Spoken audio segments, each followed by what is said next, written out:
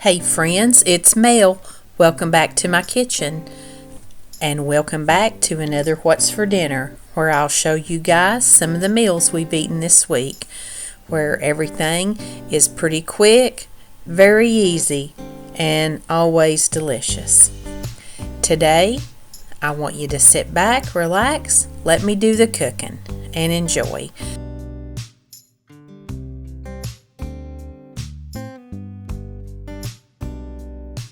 And today's a very special collab with my friend Katt from Southern Farming Kitchen.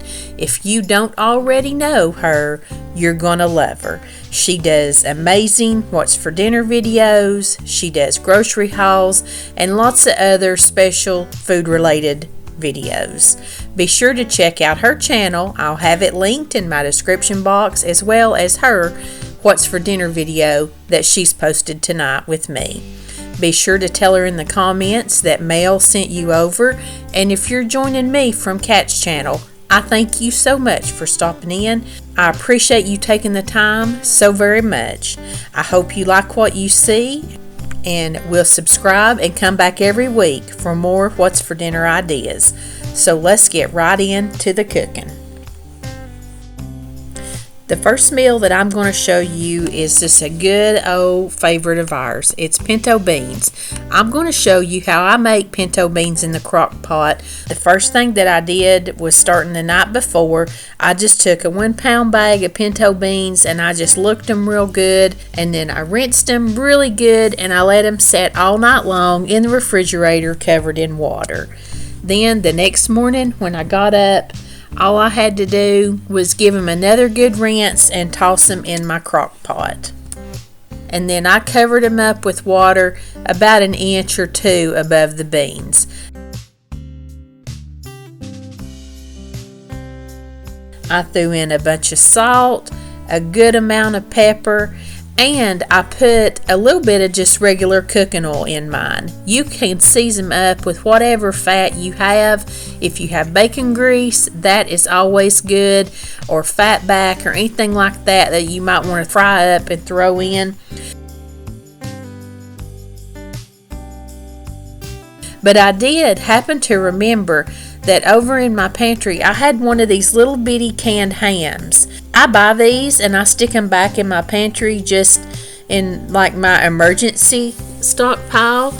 But hey, these things are great, especially if you're just cooking for 2 or 3 people. We have eaten these a number of times and they're good. I've never used this in my pinto beans before, but I thought I'd give it a try. I used about less than half of it, and then I put the rest of the ham in a little dish back there, and later on in the week I just threw some brown sugar on it and baked it up in the oven. It's fully cooked. All you really have to do is get it hot and browned up. And that was just a yummy little addition to another meal that we had later in the week, and I think I even had a sandwich out of it. But this worked fine. This ham cooked up wonderful in the crock pot. But anyway, I let that set in the crock pot all day long while I was gone on low. And if you soak your beans, they do cook up a lot better in the crock pot. You don't have to cook them as long or as hot. So when I got home that evening, all I had to do was just throw some quick little sides together. I used some convenience food this night and make a pan of cornbread, and I was good to go.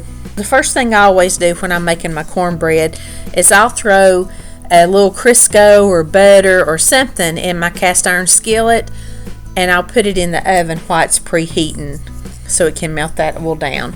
And then I'm just going to start in on my cornbread here. This is probably about 2 cups of cornmeal, and I used 1 egg, and then about 1 cup of milk, and you'll see I had about 1/3 cup of oil that I just poured in there on top of that milk.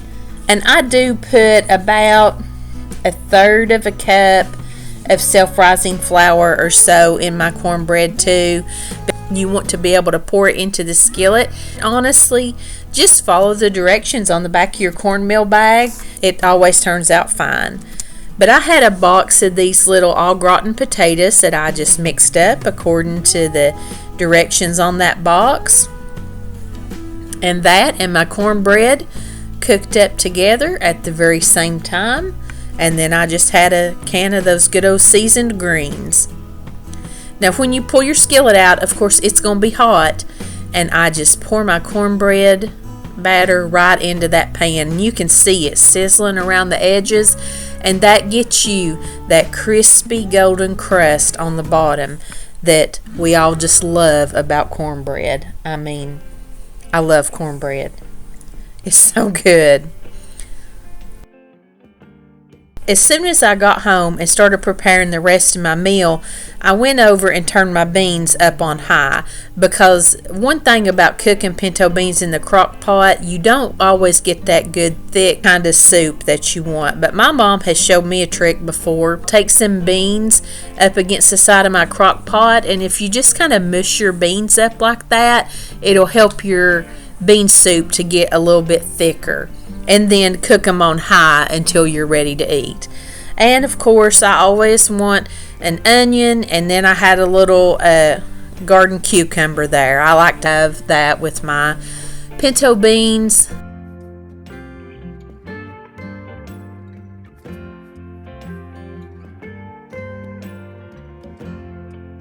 And our cornbread is ready. It is so yummy.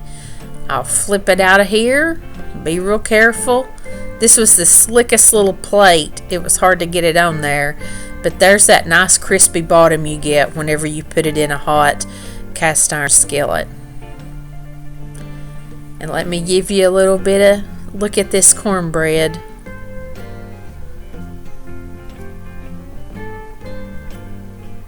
Oh, that is so good.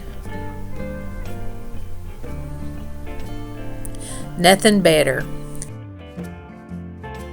I like to eat my pinto beans with a little bit of mayonnaise stirred into them. My husband likes the good chow chow.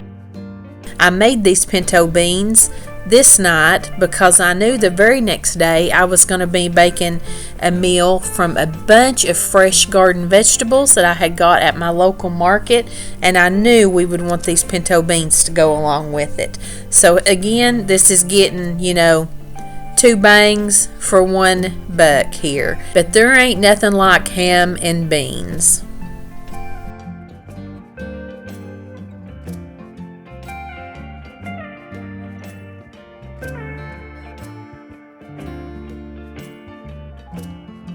Another night this week, I made the Arby's Copycat roast beef sandwiches, and all you have to make is this sauce that goes with it.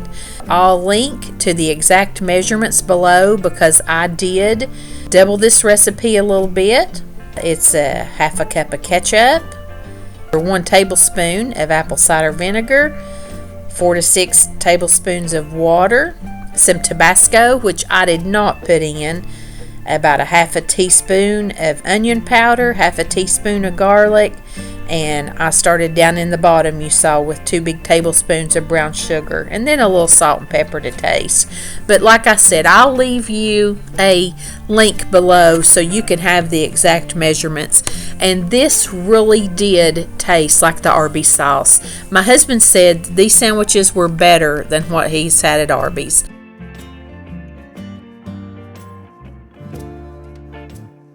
And you just take a can of this beef consomme, get it heated up really good and boiling, and then I just had, I believe it was Hillshire Farm, the ultra thin sliced roast beef. And once you get that beef consomme heated, I just put all of that roast beef down in there and let it get soaked pretty good. You don't want to leave it in too long or it'll get kind of shriveled up. My daughter's, her sandwich, she didn't get hers out quick enough, and I mean it still tastes good, but it got a weird texture.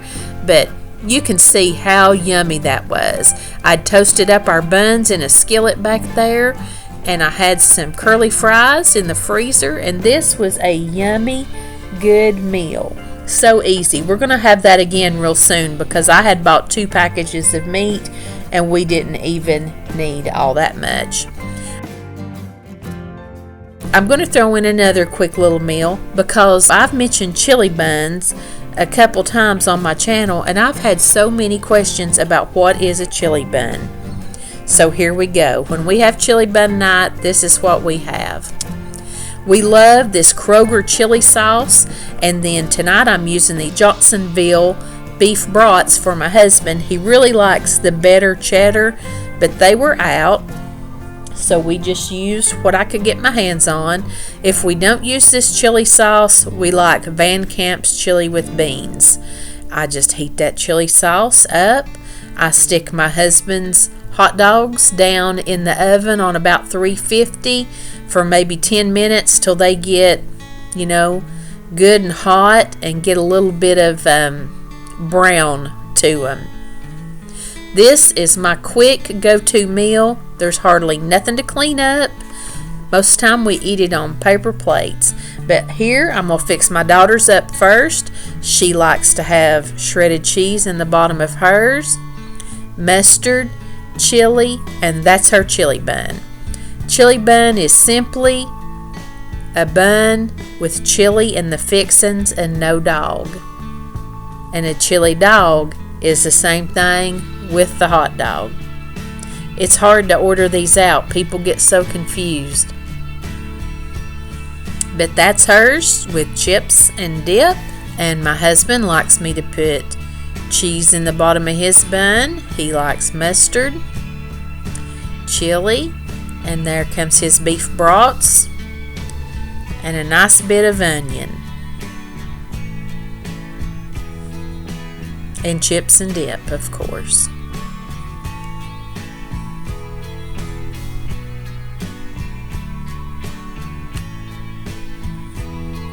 And last of all, I don't like cheese on mine. I'm a purist. I just want mustard, chili, and onions. And chips and dip, of course.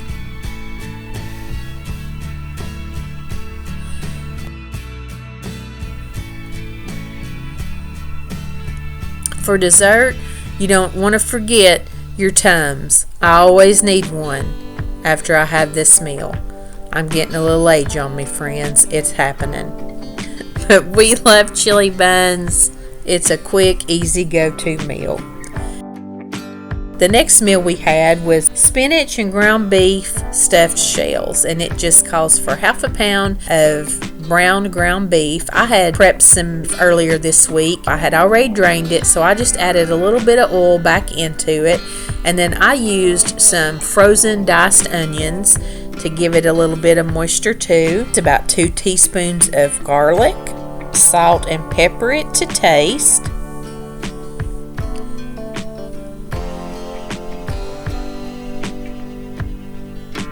Then I used about a teaspoon of Italian seasoning and then about another teaspoon of garlic powder.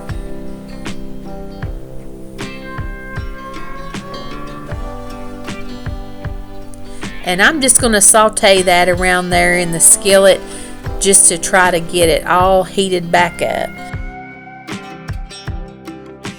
The recipe said about 2 teaspoons of tomato paste, but I just didn't feel like that was enough, and I went a little bit too much. I probably did 2 really big tablespoons, but I got all that mixed in there, and then I used a couple of big handfuls of spinach, and I just kept wilting it down and mixing it into that meat mixture.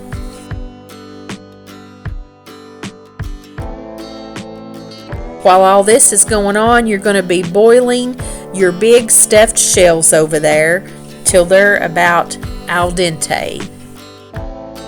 And this was the first time I had ever made stuffed shells. So I got in a groove after a little bit, and I got pretty good at stuffing these.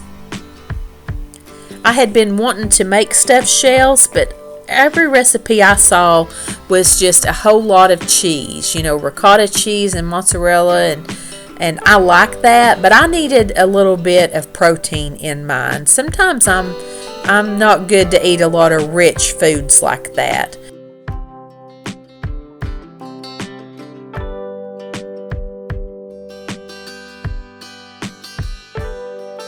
So once I get them all stuffed here, just greased a casserole dish, and I just laid them down in there and poured a cup full of marinara over the top of them. And I used the Parmesan cheese just sprinkled over out of the green can. Then I covered them all with mozzarella cheese, baked them 15 minutes in a 400-degree oven. Watch them real close. You just don't want them to get, hard. But these things were so good. I love this recipe. And I had it with the salad. And I got to thinking when I was eating these, I'm going to do this again, and I'm going to do a taco twist on it because I do love anything taco too, with some corn and black beans. But these were so easy and they were so quick. I'll definitely be making these again. The only thing I might do different on this recipe, I'm not a huge marinara fan, and I wished I had just used regular spaghetti sauce.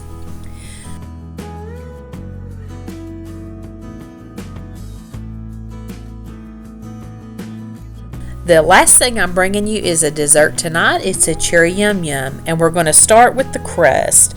You use 3/4 a cup of sugar, and you're going to pour into that 3 cups of graham cracker crumbs. You can buy these already crushed up in the can like I did. It was as cheap as a box of graham crackers. Then you're going to pour in a 1.5 sticks of melted butter. You're just going to combine all that very well. I even use my hands after I start getting it all stirred up just to make sure I've got the butter moved all through the crumbs and the sugar. And then you're going to take about half of that graham cracker mixture, put in the bottom of a 9x13 pan, and you're going to pat it down and compact it real good to make your crust.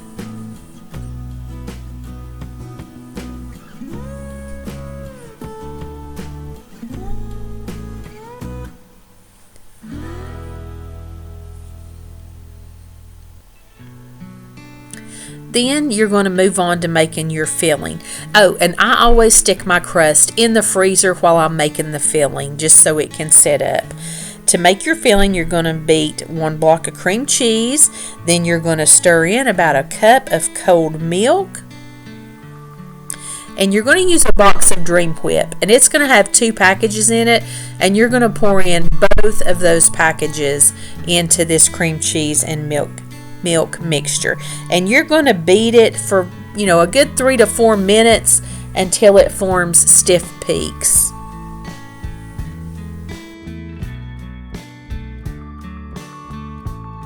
When you can pull your beaters up and see it, you know it is good. Then you're going to take about half of that filling, put it across your graham cracker crust. Spread it out as evenly as you can.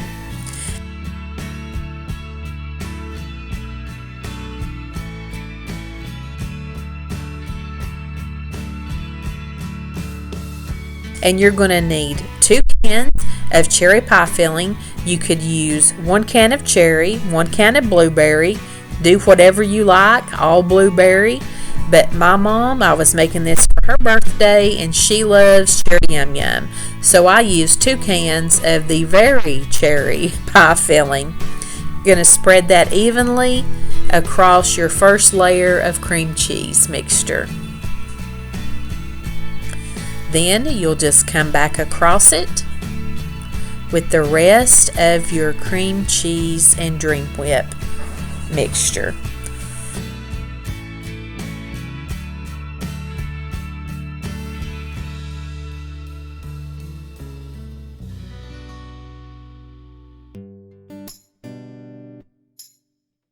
For your topping, you're going to take the remaining graham cracker crumbs and just sprinkle it all over and fully coat the top of it with the crumbs. Then all you're going to do is stick a lid on that, put it in the refrigerator, and let it chill for at least 2 hours, but I like mine in there overnight. That way it sets up real good.